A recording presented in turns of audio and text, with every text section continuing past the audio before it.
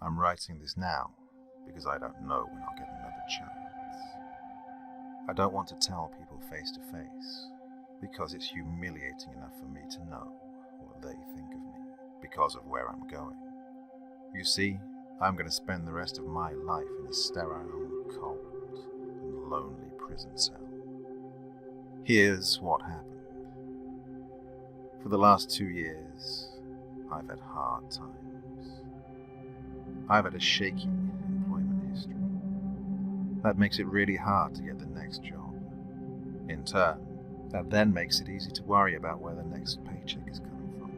And that, in turn, makes it very easy to worry about where to find a cardboard box to sleep in. If wishes were fishes, there would be no room left in the river. I would wish for so many things in those days. I wished for a stable job. I wished for a cure to my depression that didn't involve me tearing hundreds of dollars from my already meager pay, just to pay for placebos and Gandhi-esque abstinence. So, all I've ever gotten from my post-high school life was a lot of holes in my heart and my pockets. Wishes do not come true, or so it seemed. On my pay rate, I couldn't afford any of the luxuries or comforts in which one may forget their sorrows, such as video games, friends, evenings at the local bars diving into local brews. What I could afford to do was walk. I lived on that side of the railroad tracks in town, just on the edge of the woods. It was a nice time of year. We'd had a lot of rain in the area, and everything was as green as could be, and a cool breeze combated the heat of the afternoon, like a refreshing drink of ice water. I would walk the nameless paths where, if you wanted to, one could become blissfully lost. There are paths for everyone. The hardcore climber, the lazy looper, the brisk slope. The last one was my favorite. It was enough physical exertion to keep my mind off the pile of horse pies I called an existence, but little enough I could easily make it back to my hovel. Looking back on it now, I must have walked that path 1,000 times. It never got old. The air would always taste fresh, the breeze would feel clean, and the sunlight poking through the leaves felt pure. It was a place to cleanse the soul.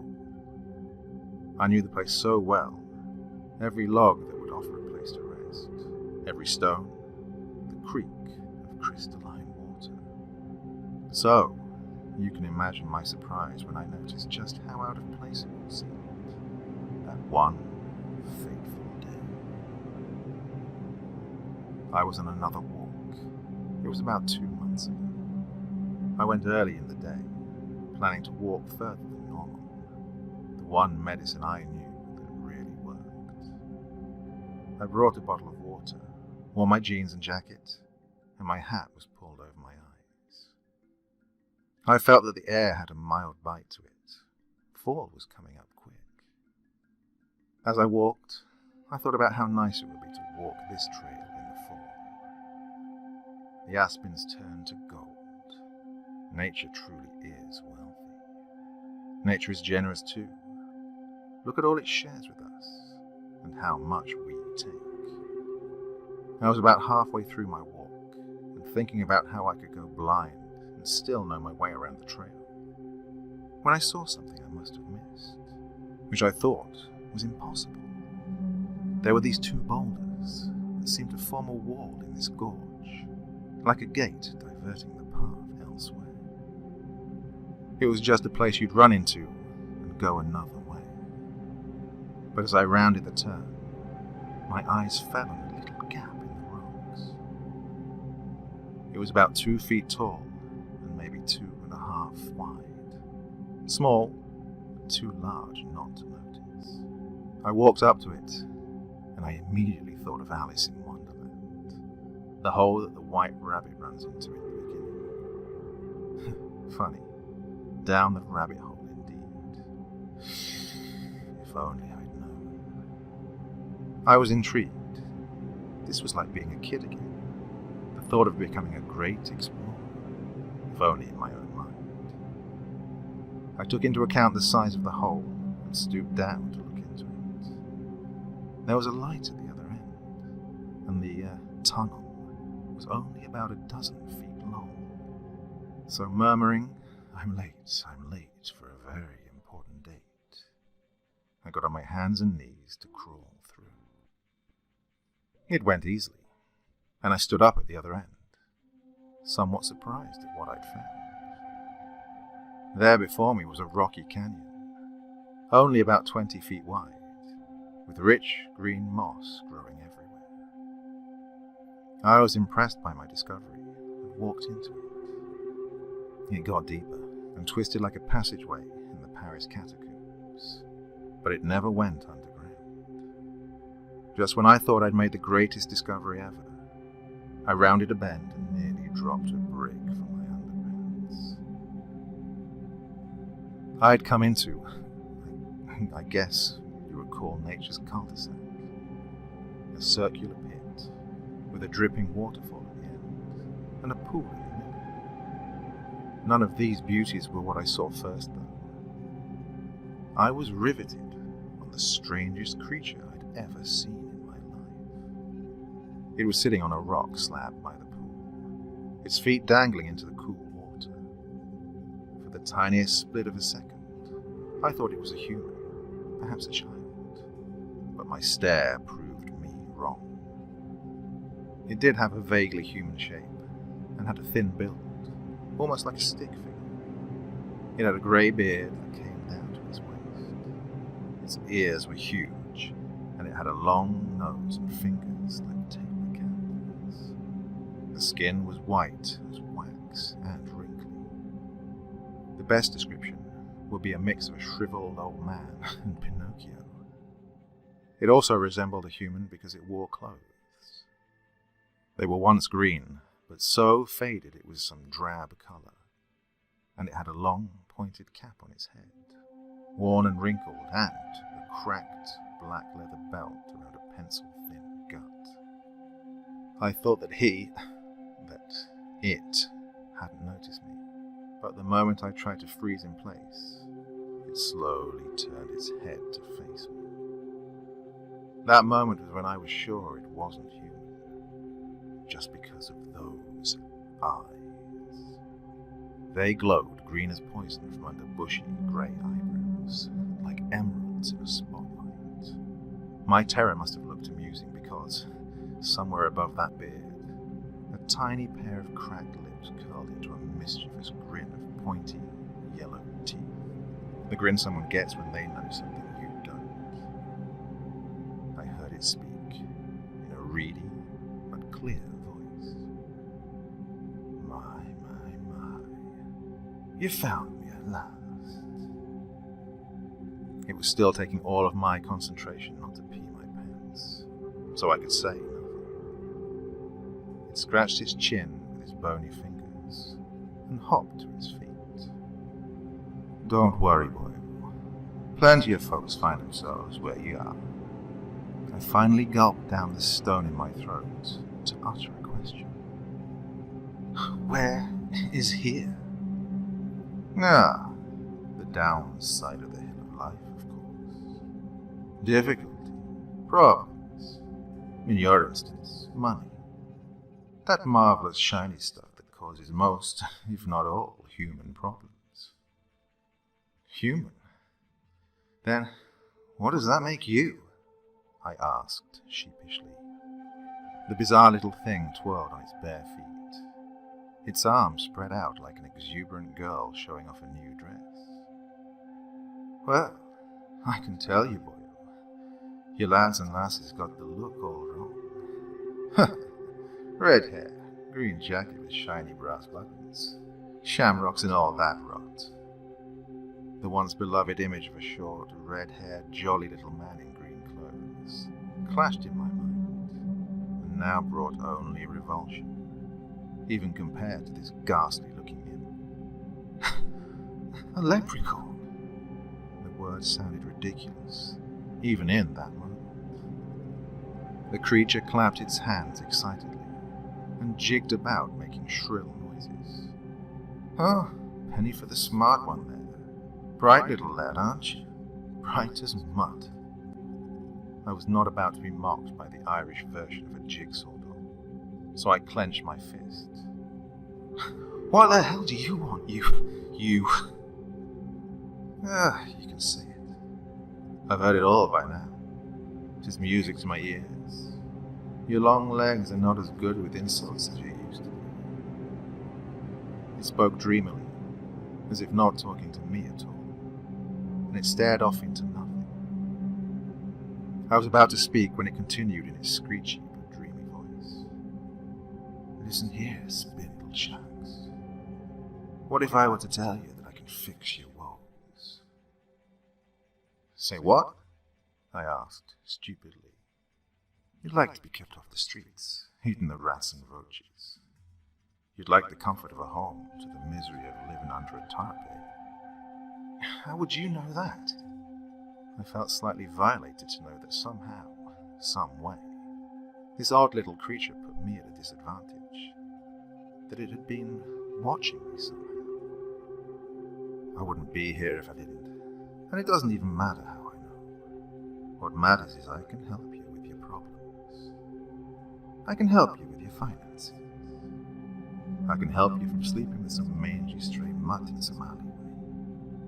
Now, I don't deny I was tempted, my need for answers dampened by this tantalizing offer. But somehow, that little cricket in my head still remembered that this was all very wrong. "What is it going to cost me?" It gasped dramatically and clasped its bony hands over its chest. "Oh dear, my reputation precedes me," the leprechaun leered. It then dropped the theatrics and looked very solemn. "Listen, boyo, there is nothing you have that I could possibly want. Not a thing. Even if you were a king, I have it all, and more.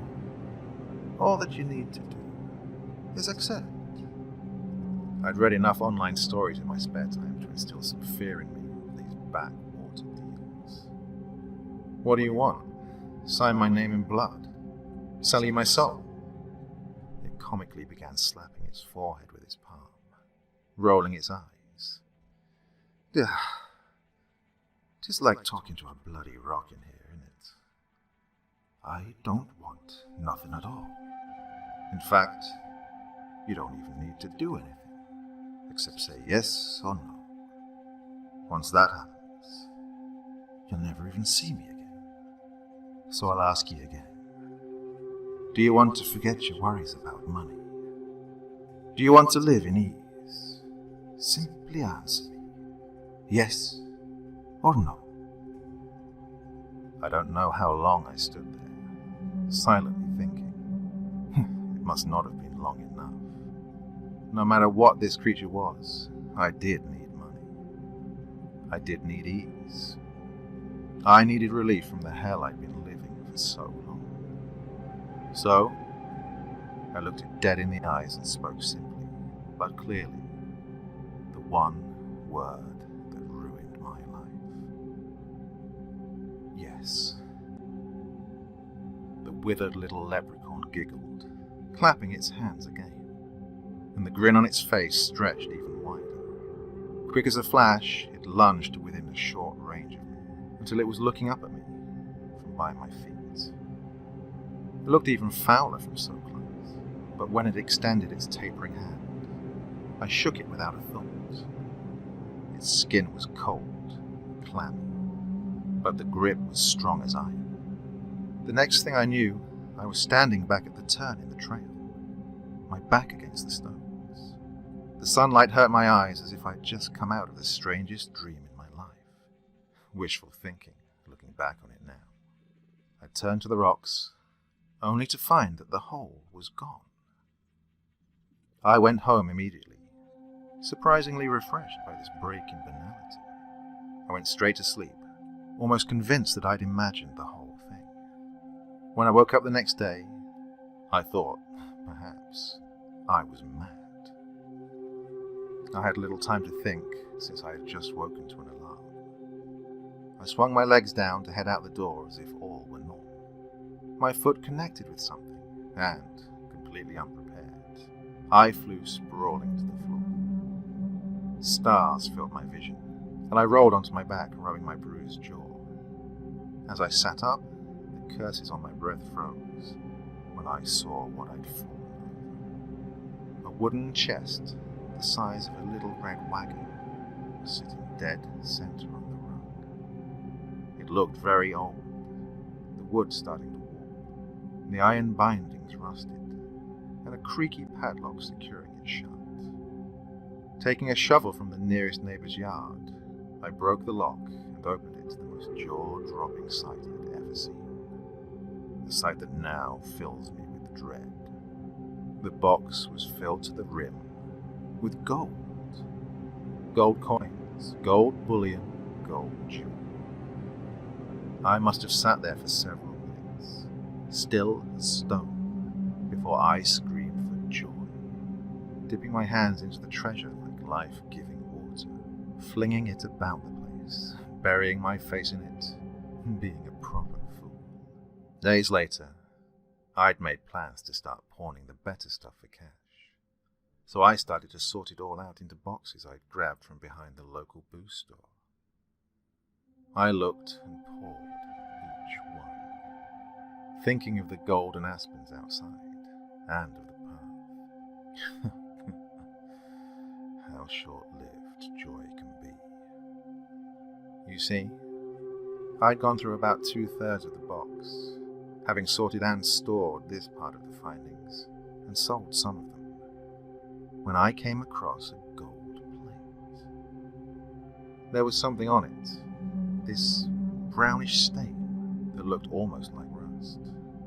I wanted it to look nice when I'd sell it, so I made to clean it off when I smelled it. It smelled just like when you have a nosebleed. A sinking feeling told me that I knew what it was. Blood. I looked at some of the other, more buried pieces. Some of them had blood on them too, and I was surprised. That's when I found the knife at the bottom. It wasn't made of gold at all. In fact, it was a 4-inch switchblade, one that I'd once owned, but had lost several weeks ago.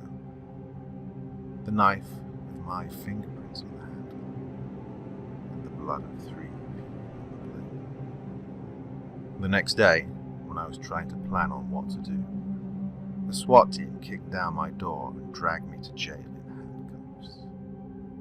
It all happened so fast, I said nothing in my own defense. However, in the past few weeks, things have become far too clear. I'd been connected to the murders of 3 different wealthy people who collected gold items, all of them within my home state. No one had even seen who had broken in and killed them, but the evidence was overwhelming. Each had been stabbed to death. The stolen gold now had my fingerprints all over it, and it was all too obvious that I had a clear motive. I needed the money. I didn't even try to defend myself. How could I have? The evidence was all against me. And what was I going to tell them? What would I say to them about what I'd met in that forest? To be honest, I'm going to be in here a long time, and I'd like to keep a shred of my dignity and sanity. I prefer a state prison to a mental institution. I'm writing this with a pen, after all, not a crayon. The law of conversion of mass says that matter cannot be created or destroyed. I realize now that I was a fool. Magic does not exist, and never will. Everything has to come from somewhere. I just didn't think of where the gold came from, or who did.